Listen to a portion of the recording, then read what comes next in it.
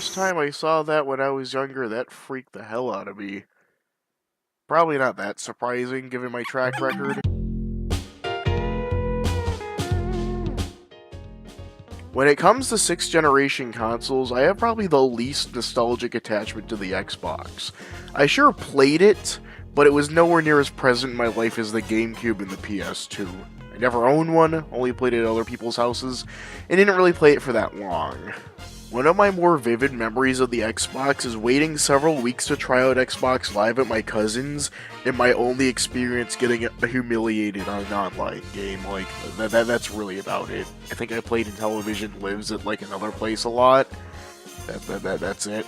Aside from Xbox Live, I just kind of passed it off as a PS2 with a bigger controller and Halo, and that's it. And honestly, if it wasn't for recent revelations, I probably still would have thought that to this day. For those who don't know or weren't there, the Xbox was touted as basically being a PC in a box. Which, I mean, you could probably argue a lot of consoles are just that, but being developed by Microsoft and all, and having more PC-like hardware, and the fact that it was super powerful for the time as a console really set it apart from the others. But I didn't think about that. I was just like, hey, it's the big green and black box, and you play the games on it. And that was it. That's all I thought about it. A few months ago, I watched a video of this bald Australian guy talking about Xbox Softmodding, and I was like, yeah, it looks pretty cool. And then I saw, well, all the emulators ran. I was like, yeah, it's pretty neat, and I've never owned an Xbox before, and so I bought one and soft-modded it. And that's my story. I hope you enjoy. So through the magic of hacking, I took this and turned it into this. Actually, that looks way less exciting, so let me explain. This is XBMC, the Xbox Media Center. While it sure may not look as pretty as the normal Xbox dashboard, it comes with a lot of functionality you wouldn't normally get with the system. You can do internet radio stuff, you can play video stream directly from a media center. It's pretty neat, and also it makes a really good homebrew launcher. I used to use Unleash X, but I found it to be a bit less stable and way less nice to really work with. But if you still want to use it, use it. There's no harm, no foul, and it looks more like the original dashboard. And now on to the meat of the video, the emulators. Sure, there's other stuff to talk about as well, but this is mainly what I've been using it for, and I'm pretty sure most other people are interested in this as well. The one I'm showing here is MAME Extras, which allows you to play, of course, MAME ROMs. Runs on an older version of MAME, but it seems to be surprisingly compatible. Quite a few games run really well that I wouldn't have expected to, but there are still some stinkers here and there. But thankfully, this does mean you get to play such classics like My Hero, because of course I would shoehorn this in there, why wouldn't I? Osman, a spiritual successor to Strider by the original developers after they jumped ship from Capcom. It's actually pretty good. It's like one of the 3 games on here that's actually worth a damn. Second on that list is Cabal, probably the only recognizable game I put on here. It's really good. Biomechanical Toy, a Spanish release game which is a bit unusual, which is like a running gun and it has weird Amiga-like visuals. The one thing setting this apart from your average Amiga title is that it has a comprehension of game design. Police Trainer, I actually used to play this game a lot, but I wouldn't recommend playing it with an Xbox controller. Finally, the Ninja Kids. I actually like this game, but the perspective is so screwed up you can attack enemies 5 inches away from you. So that's good programming. Next on the chopping block of fun is Final Burn Legends, another arcade emulator but focused on the neo-geo and Capcom Play systems. Yeah. It can be used as a general arcade emulator, and I shove games on here that don't work well in MAME Extras, but it is more specifically tuned for these types of games running on this type of hardware. And I have no qualms about the emulator whatsoever, aside from the fact that the game library focuses on fighting games and other things I'm terrible at. Coming up next is Surreal 64 CE, a Nintendo 64 emulator that's really good for some reason.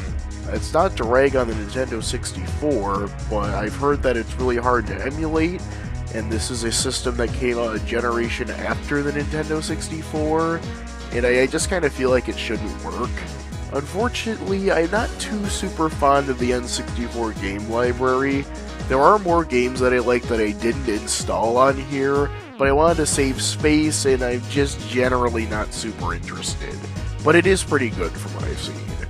However, the real thing that annoys me is that there's no good PS1 emulator. I don't have any footage, but the one that exists, PC Xbox, is hot garbage. I have had an explanation that the emulator core it uses is outdated and has a non-open source GPU plugin, but at the same time, I feel like in this day and age, people should have figured it out by now, like, jeez. Probably not one to speak though, since I haven't really dabbled in emulation technology that much, but moving on. Finally, I'd like to wrap up my homebrew emulator discussion with probably one of my favorite things ever. This right here for me is like a bit of childhood wish fulfillment. The Sega Genesis emulator and the PC Engine emulator allow you to put in discs for the respective system's add-ons. As you can see here, I've got a copy of the beloved Sega CD Classic Prize Fighter, a game I recommend no human being to play ever, and it boots right up the moment I put it in. I remember as a little kid, I used to be easily fooled by those videos where it was like, how to put an Xbox game on the PS2, and it was like a bad pun, because they would literally put it on top of it, but I never understood that, and I thought that was some sort of weird, crazy hack where it would like put it onto your Game Boy Advance, and I believed it. Now, I hear what you're saying out there, Smed. You know, Homer's great now, but what about the actual games? Well, you got such hits as Doom 3, which is actually a pretty good port, believe it or not. It runs really well. Serious Sam 2 doesn't run nearly as well. You got Metal Gear Solid 2 Sons of Liberty. It's actually a pretty good port too. And you also got Smashing Drive, an instant hit. Everyone loves Smashing Drive. And you even got 50 Cent Bulletproof, so if you're not sold on the console, then you're a hack and I hate you. Also, you also got this other game, it's called Jet Set Radio Future, but I don't think anyone really cares about that one. In all seriousness, though, the Xbox actually does have a pretty decent library of games. Sure, I would personally say that the PS2's really good exclusives really overshadow some of the Xbox's really good exclusives, but I think it's decent. I think it's fine. It's basically like PS2 GameCube era selection of games, but with slightly better graphics and stuff, which is fine in my book. But there are quite a few notable Xbox titles that I do not physically own. So to get around that, I pirated them. Hooray, piracy, my favorite pastime. Or at least it was before I got beat up by my ISP for it.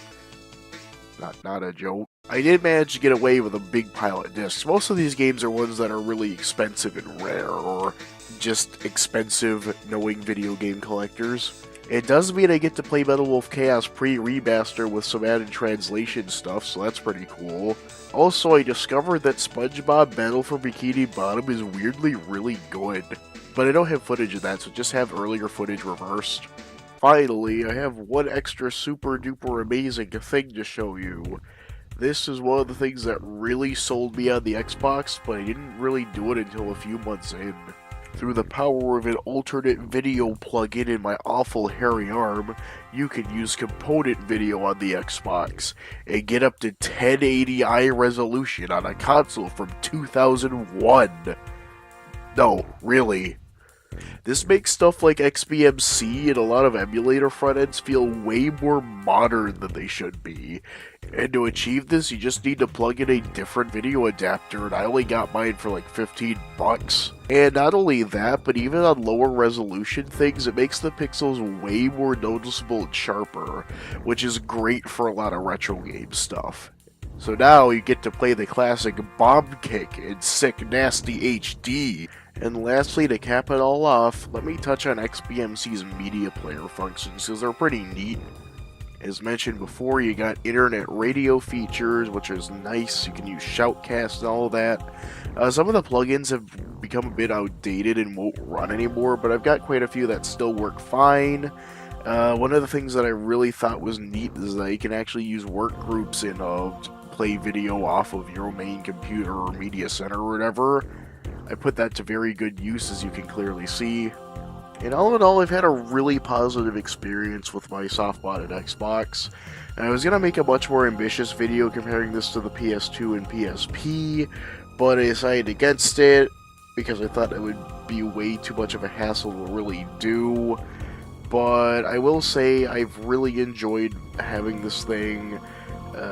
I wouldn't say it's the end-all solution for an emulator box. I would say the Raspberry Pi can do a few things better, like PS1 emulation. But if you go to like a garage sale and find one for really cheap and it still works and all that, look up a guide on YouTube on how to get the softmod set up. It's pretty easy, but you might need to spend a few extra bucks for the tools to do it. And yeah, I thought I've had a really good time, and I hope you enjoyed the video. I'm really tired and I'm sick, so that's why it sounded really out of it. So, good night, Godspeed, and play Sneak King.